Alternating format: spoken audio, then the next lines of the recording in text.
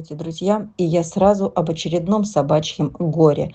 Вот такая девочка в Беслане с ногой под ампутацию бродила по улице. Что с ней произошло, мы не узнаем. Подходила к людям, заглядывала в глаза, прося помощи, и, не получив ответа, скромно удалялась. Местные собаки чувствуют слабого или покалеченного, они изгоняли ее, не давая подойти к еде на помойке или рассыпанную кем-то из людей. Она не претендовала, не огрызалась, она, голодная, уходила восвояси, пока не нашлись добрые люди, которые все-таки решили ей помочь и определили в клинику, где, конечно же, врачи рекомендовали только ампутацию и как можно быстрее, пока не началась гангрена. И вот вскоре эта операция прошла. Ногу было не спасти, но самое страшное впереди. Идти ей после заживления и снятия швов некуда, только на улицу. На улицу, где убивают и травят, и не убежать ей на 3 лапах ни от кого. На улицу, где ее сородичи не подпустят к еде. Она слабее их, а значит, должна погибнуть. Друзья, я обращаюсь к людям всех городов. Будьте милосердны, пожалейте эту девочку. Не место ей ни в стае собачьей, ни в приюте. Она слишком добра, она тихая, скромная, не говкучая, и кошки ей тоже безразличны. Она очень благодарная девочка. Назвали ее Марта, потому что все это произошло с ней в марте. Откликнитесь, люди, кто-нибудь будет тихо лежать у ваших ног или в вашем огороде, где скажете, иначе выпустят ее на улицу, уж сколько проживет. А проживет она неделю или месяц. Пожалуйста.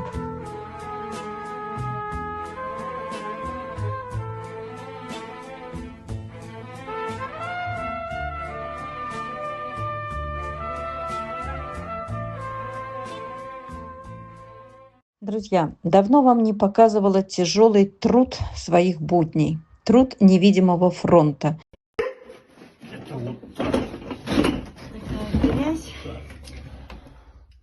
О, Заносите нижнюю сейчас. это все в ванную ставим, да? Ай-яй-яй. Ай-яй-яй. Это все тащим. О, боже. Ванна.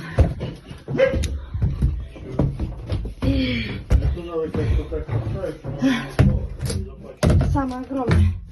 6 или 7, кто же не приезжал-то? Фу. Труд не только там, где собаки живут. Труд, он многообразный. Чтобы спасти собак, надо много уметь, много успевать, иметь физическую силу, не быть брезгливым и великое терпение. И я о тех же переносках, без которых собак и кошек не вывести из регионов смерти. Они должны быть там, в Якутске. За зиму, в частности, спасли много замороженных кошек, и они ждут своего вылета. А у нас нет ни переносок, ни пассажиров. А переноски осели в Москве и Питере. Скоро закроется переправа на реке Лене. И вот собралась силами, доставили часть из Питера. Здесь также собралась передержек. Все мы с Саней отмыли, упаковали и отправили.